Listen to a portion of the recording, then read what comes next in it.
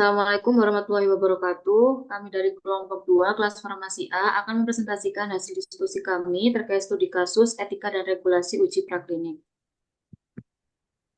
Untuk anggota kelompok kami bisa dilihat di layar. Untuk kasusnya sendiri yaitu Anda bekerja di sebuah perusahaan farmasi yang sedang mengembangkan obat baru untuk hipertensi.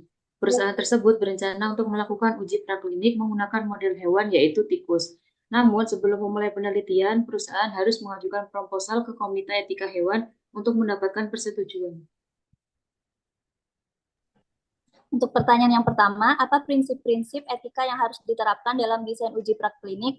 Dalam desain uji praklinik untuk pengembangan obat baru atau obat hipertensi yang menggunakan model hewan tikus, prinsip etika yang harus diterapkan yaitu yang pertama penggantian atau replacement, yaitu mengganti penggunaan hewan dengan metode alternatif. Yang kedua pengurangan atau reduction, yaitu meminimalkan jumlah hewan yang digunakan dalam eksperimen dengan merancang studi yang efisien. Yang ketiga penyempurnaan atau refinement.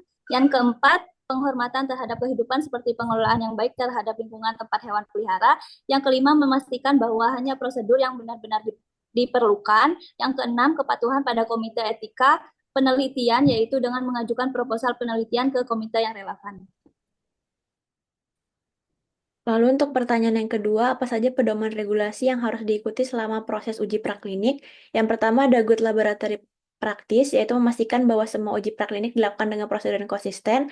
Lalu ada International Council for Harmonization Guidelines, yaitu mengatur berbagai aspek penelitian termasuk toksikologi. Lalu ada OECD Guidelines, peraturan pemerintah tentang penggunaan hewan untuk uji coba. Dan yang terakhir ada peraturan BPOM tentang persetujuan uji praklinik.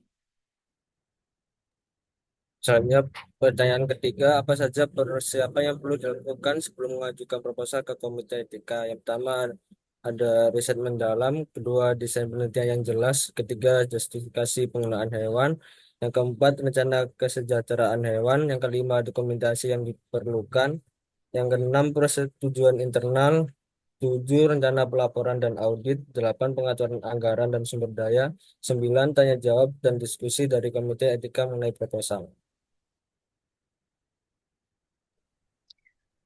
Eh, untuk sumber yang kami gunakan adalah dari Badan Pengawas Obat dan Makanan atau BPOM Republik Indonesia tahun 2018, Peraturan Kepala BPOM tahun 2018 tentang pedoman pelaksanaan uji praklinik. Baik, sekian presentasi dari kelompok kami. Wassalamualaikum warahmatullahi wabarakatuh.